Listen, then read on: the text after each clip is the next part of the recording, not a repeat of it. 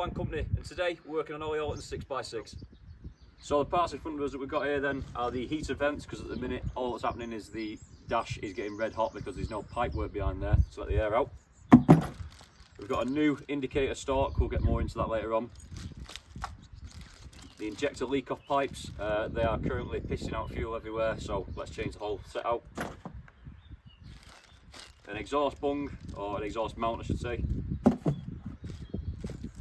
These are essentially rubber pipes and they're to stop a vacuum leak on the four-wheel drive system. And then the rest of this that you see on here on the floor is basically a rear diff seal rebuild kit. Now the rest of the stuff doesn't take too long, but this job itself is going to be the big one. I think the fault is, fucking, I don't do cameras. What do you mean? Just start talking, it's dead easy apparently. Not when you've got that brand in your dish, it isn't. Why not? I don't do cameras. I was on Catch a Predator once. No, the problem you've got is, one of the reasons why it's probably failing is that's got 3 wires going into it, that's got 2 wires going into it. However, there are 2 black wires that are snipped off. Now there is no, on the original one, the genuine, there's no black wires, so you can't even, yeah, I could trace it back and do electrical tests and continuity tests to work out which wire is for which, but I wouldn't want to use that one anyway because to me it's not right for this vehicle. I don't know what it's off, but it's not right for this vehicle. That's the genuine one. Stick it in and it should work perfect. Look at where the windscreen wipers are now. That's the new genuine stalk in. This should now just reseat them back exactly where they're supposed to be. Ah. Kill switch. Must be on high. Yes, right. Oh, look, it works. Yeah, jet works, and it moves. It should move 3 times. That. There we go. Down. It's intermittent. Oh, there we go. Yeah. Back off. Stage 1. Stage 2. Indicator left.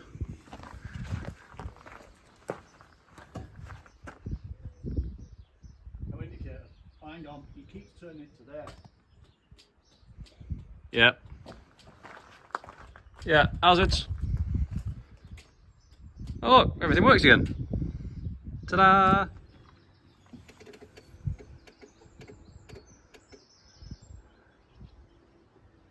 Can't tell. We had a wire that's crushed up the dashboard in the floor panel. When you put the floor panel and the wire was going in between. No, they crushed it between that and the tub. Yeah, the floor panel and the tub have crushed it. But I don't know if that's what. I don't think it's got anything to do with this. Right, it's not working. What was that? That's the relay in the back, the glow plug relay. But they've got that many wires going into different relays in the back. I don't know if that's interfering with the glow plug relay. I need to speak to Ollie afterwards and find out if that glow plug relay ever worked perfect when he got it back, when he first got it. Yeah. So at this point, we are diagnosing relays because there's clicking under the seat, isn't there? Which you were thinking was the relays originally. Yeah. However, with the fiddling that we've done, we've found umpteen cut-off cables and what was it? A loose cable. Yeah, one permanent live just dangling around.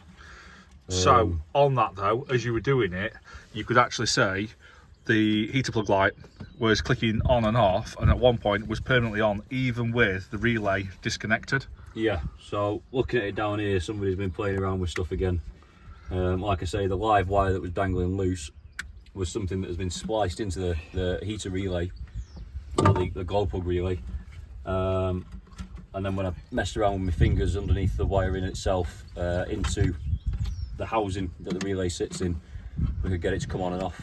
So yeah, somebody's been digging around in here and messed it up a little bit, I think. But if you can do that with your finger, a corrugations for distance or something like that. Yeah, yeah. Less than ideal. Less than ideal. Possible fire hazard as well. So one last thing to worry about by fixing this. This wasn't on the list of today's jobs. No, it wasn't on the list of today's jobs, but well, can't help but go digging, can you, when you find a little problem? What the fuck are you? And I still need a jack. Where's my jack? Where's Ollie's jack? So what is the fault? Why are you doing this? So the light for the all-terrain or the all-wheel drive light and the rear diff light are on. Now we don't know if it's just a vacuum leak fault and it's engaging the light anyway, or whether they are actually on. So that then narrows down 2 paths for us to go down on which route we take to diagnose the problem even further and be able to pinpoint exactly which parts failed.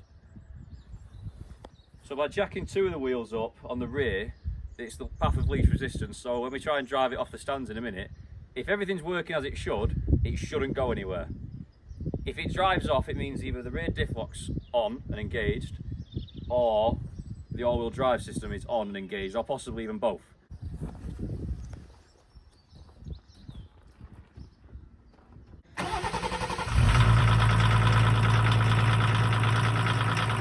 Currently off. Right, all-wheel drive.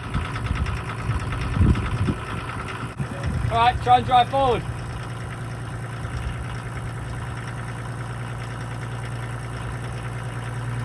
No. And the fault is, the light is... The light's on when it shouldn't be on. Yeah. Which, if there's nothing wrong with the system itself, then there's no reason why It's that light should be on. another electrical gremlin. So then it could be another electrical gremlin that we've got. Which going. is a better thing to find than... Oh, mechanically speaking, definitely, because the price of those diffs are like, you know, if you blow 1 diff, you might as well buy a new truck, genuinely. So the good news is the rear diff lock's not on, which is a great start. So hopefully it just gets better and better for me. Right, so another development on the ever-growing list of jobs to fix. So this is the 4-wheel drive switch, or 6-wheel drive. I'm used to 4-wheel drives, leave me alone. And basically there should be a resistor on this, and there isn't a resistor on here. So luckily we brought that Pinzgauer down, and we're swapping the switches over to see if that makes any difference once we've solved. In fact, you know what, we'll try this first. It might work, it might not work, but I still got to fix the oil leak at the back anyway. But just by swapping the switches over, it might fix all the problems. But it looks like somebody's been in here with a soldering iron before, because the soldering looks like Stevie Wonder's done it. Well, actually, it looks like he did it, to be fair, if we're being brutally honest, you know what I mean? It does look like my soldering. It really does. It's pebble dashed. Pebble dashed, yeah. It's a bit like me welding.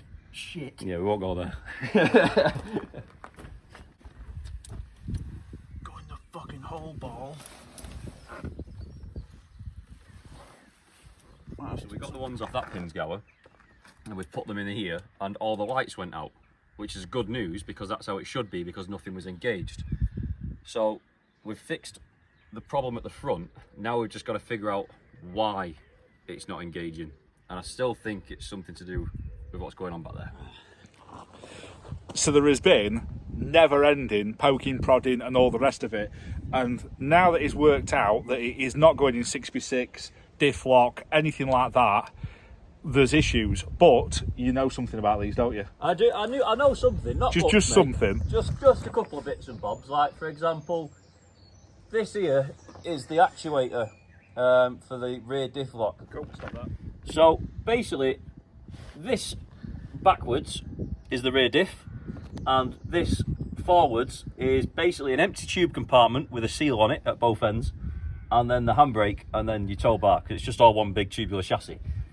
I've removed the actuator because if the diff has started leaking into where it shouldn't be, there'll be oil on the actuator, which causes no end of problems with your 4-wheel drive system, or in this case, 6-wheel drive system. And lo and behold, I've pulled it away, and oil has started pouring out of there. So that is one problem. We'll show you the next problem. You know, if there's fluid there, pounds up into shit, there's fluid on the handbrake as well. So we've pulled the handbrake. I mean, if you look at that thing there, it should not be that colour. It should be a nice crystally colour. Maybe a bit black from a bit of carbon, but it shouldn't be full of liquid like that. So that means the seal has gone between the diff itself and that piece that's still connected to the chassis. We'll remove that tomorrow. And that could be what's causing our all-wheel drive and diff lock problems. Good morning. So, where are we at, Liam? There was some crashing round from 6 o'clock this morning. Yeah, it was going off, wasn't it? Another party. And in that time it took me to get squared away and come over here, you've managed to take another section of the vehicle to pieces. Yeah, there's a lot more come off in all honesty, pal. So basically that goes on the back of the diff, that whole tube thing. Inside that tube thing is this big, it's almost like a half shaft to be honest with you, if you want to talk in Land Rover terms. It's red hot at the minute because the seal that has gone in there is this seal. Now, you look at the top, the seal doesn't fit over those sprockets on the end of it there. You can only get it off through this end, but to get it off this end, you've got to remove that one. And yeah, you just need a blowtorch basically and a big hammer for everything, and then eventually it all comes apart, mate. Apart from that, we're doing quite well. But once this seal's done, it's actually going back together then, and there's no more taking stuff off. We've got to take the body back off to get the axle back on, but apart from that, mate, yeah, Gucci, all good. So where are we at now? So, again, just playing around with the handbrake, to be honest with you. But that is what the handbrake disc locks onto, now installed into this big funnel. Begins with a J, I'll be honest with you. Journal, yeah. It's a big piece of metal, basically all it is. That goes onto the diff, so it's all assembled now. All the split rings are back in, all the circlips I should say. Just got to reassemble the hydraulic or the pneumatic engagement system for the very rear diff lock. Seal that up, and then it's actually going back together now. I know I said that earlier, but it actually is now. I said it before that as well, then I'm thinking about it. Yeah, you've said it more times than anything else, actually. Yeah.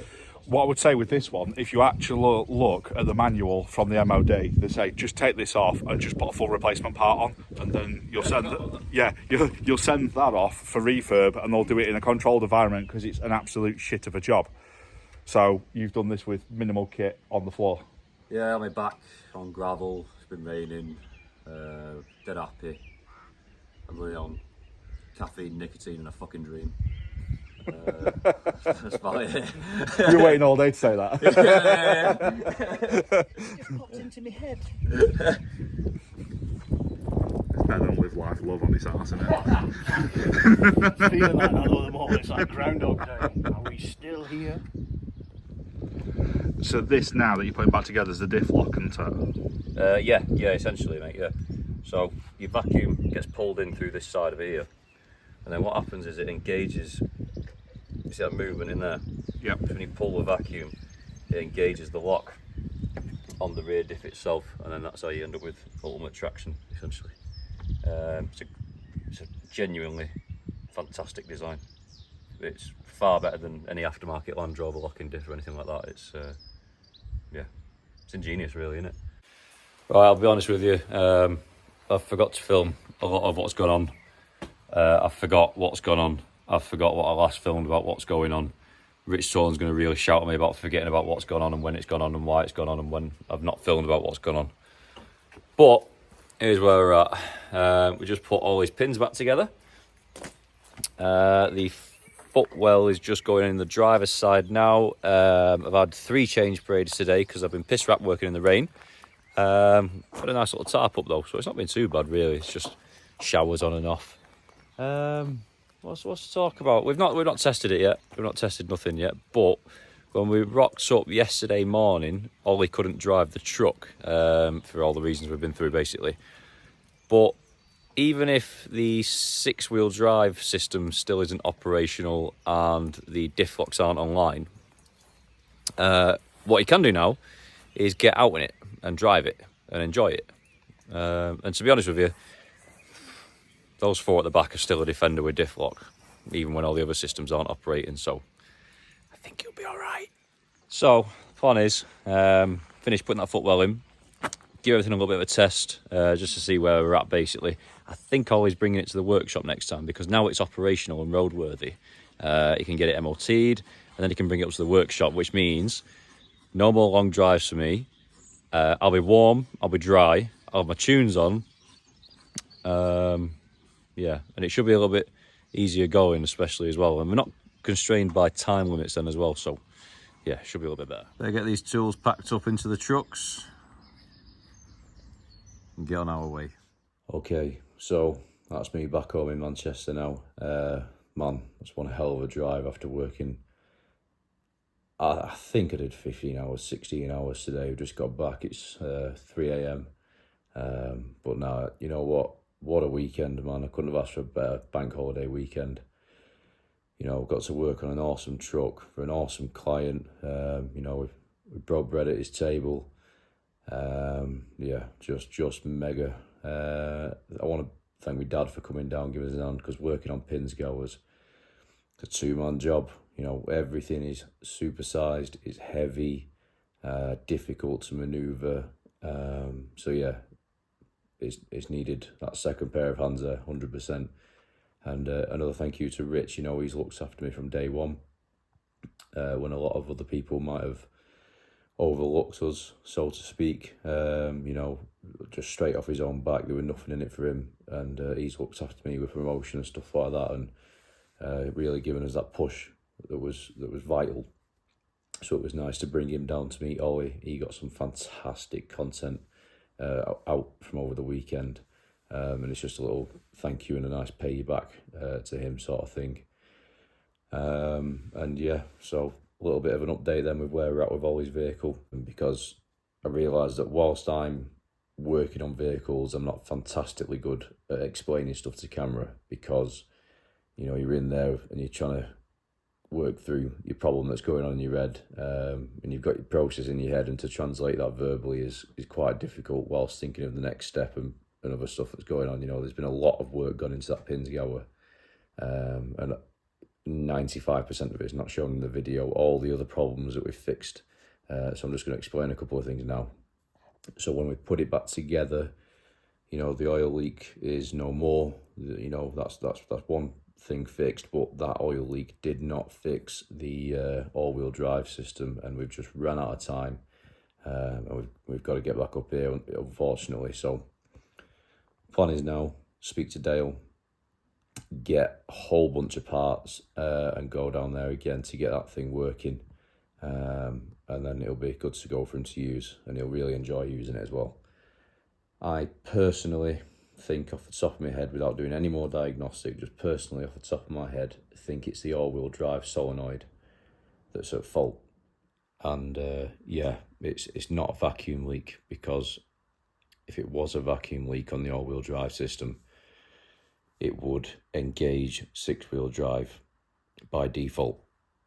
So the fact it's still in 4-wheel drive and not 6-wheel drive says that there's no vacuum leak.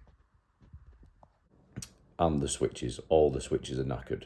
So I think when we put new all-wheel drive, new switches in for the all-wheel drive and both sets of diff locks, and then replace the all-wheel drive solenoid, I think everything will burst into life. And the reason I think that is, to lock both rear diffs and the front diff on a Pinzgauer, it has to be an all-wheel drive. So I think the problem we're having now, once we replace the switches, is going to be delving into the all-wheel drive side of things, and finding where that problem is and replace that component and get that vehicle back up and running. So yeah, stay tuned for part 2 of the third time we'll be down there. And yeah, thanks for watching the video, really appreciate it. Yeah, I'm gonna get my head down.